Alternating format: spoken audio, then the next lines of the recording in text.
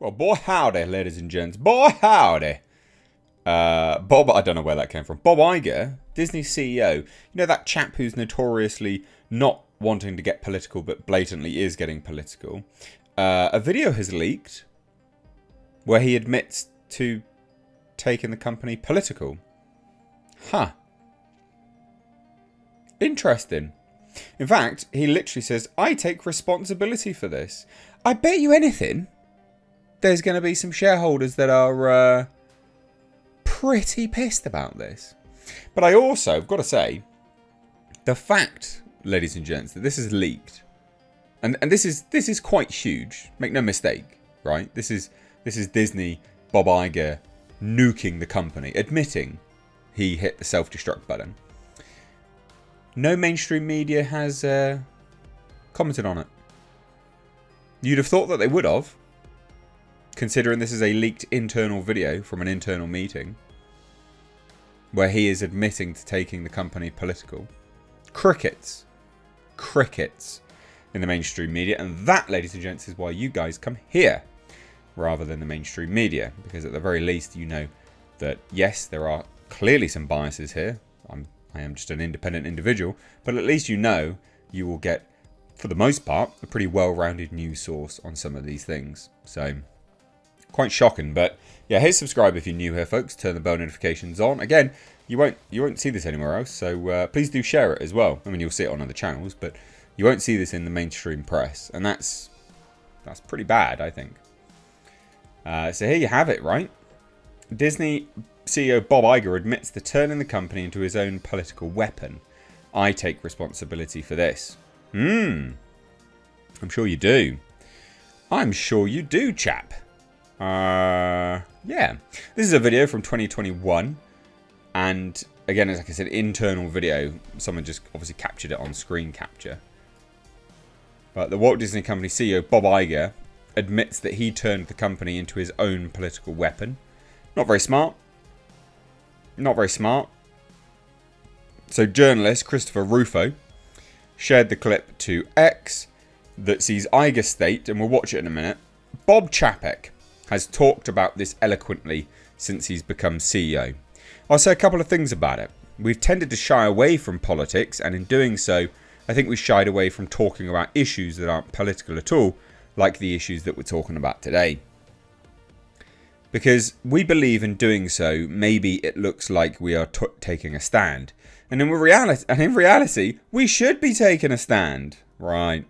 By the way, I take responsibility for this. I was CEO for 15 years. I managed the company's public-facing processes and how we were portraying ourselves. So sorry, you're taking full blame for now how everyone perceives the company as dog shit? Is that what you're saying? Oh, some pissed off shareholders there.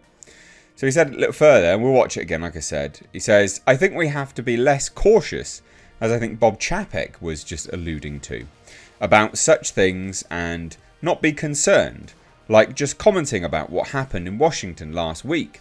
That's not political on our part at all. Is it not? I mean, you are. You are talking about politics at that point. In the element that, you know, this is after January 6th, that's, you know, being weaponized against people, and people are using it. They've politicized the act itself. We know that we saw was fundamental. We know what we saw was fundamentally wrong, and it was rooted in hatred and disrespect and contempt and intolerance. And we should feel free as a company to comment about that without retribution.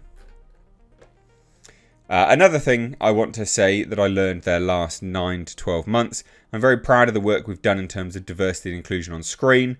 Well, no one else is. No one cares. When we did Coco, for instance, at Pixar, a great example of that, or Tiana, or of course Black Panther is one of the great examples of that. Here you go. He literally cured racism with Black Panther, by the way. I allowed those things to make me feel a bit complacent in a sense. It's not that I wanted to be that way, but I thought that we did Black Panther. How great are we? And it caused me not to focus as much as I should have on the culture of the company and the environment and the voices that were telling those stories as opposed to how they were portrayed on screen. There you go. He solved racism because he did Black Panther. Anyway, let's watch this. It's hilarious. It's a debacle. Let's have a look. Well, I mean, Bob has talked about this eloquently since he's become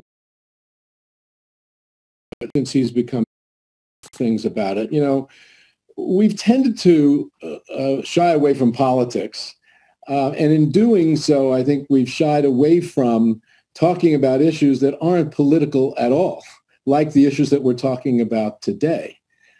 Because we believe in doing so, maybe it looks like we're taking a stand. Well, in that reality, we should be taking a stand. By the way, I take responsibility for this. I was CEO for 15 years. And so I manage the company's public-facing processes and how we were portraying ourselves. And I think that we have to be less cautious, as Bob, I think, was just alluding to, about such things and not be concerned, like just commenting about what happened in Washington last week. That's not political on our part at all. We know that what we saw was fundamentally wrong and that it was rooted in hatred and disrespect and contempt and intolerance. And we should feel free as a company to comment about that without retribution. And another thing I want to say that I've learned these last 9 to 12 months is, I'm very proud of a lot of the work we've done in terms of diversity and inclusion on screen. When we did Coco, for instance, at Pixar, a great example of that, or Tiana, or of course Black Panther is one of the great examples of that. I allowed those things to make me feel a bit complacent in a sense. It's not that I wanted to be that way, but I thought, wow, we did Black Panther. How great are we? And it caused me to not focus as much as I should have on the culture of the company and the environment and in the voices that were telling those stories as opposed to just how they were being portrayed on the screen. All right, good. I'm glad he stopped because, my God, what a smarmy prick. It's pretty obvious that he wanted to get into politics, but you know that he's trained in that way when he's like, he puts on this fake smile the entire time. I take responsibility. It's nigh on impossible to talk like that. I take responsibility for this. Like, fucking stop smiling, mate. Nothing that you're saying is there's an emotional disconnect between your face and what you're saying. It's very bizarre.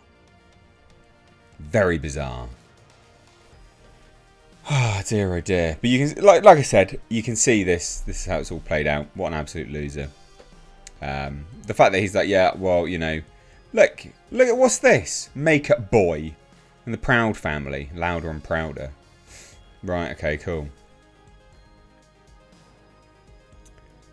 Ah, honestly, this guy. Well, look now, everyone's got evidence as to how you tanked the company. Because you took it political. You decided to do all of these things. And it's going to continue. Because that was in 2021. There's stuff in the works which was greenlit around that time. You've just nuked the company, mate. You're a loser. You should never have come back. If I was a shareholder, I'd be raging at this. I would be raging. I bet he's raging that this got leaked. But yeah, other mainstream media, crickets. So let me know what you think down below. Cheers, guys. Take care. Bye-bye now.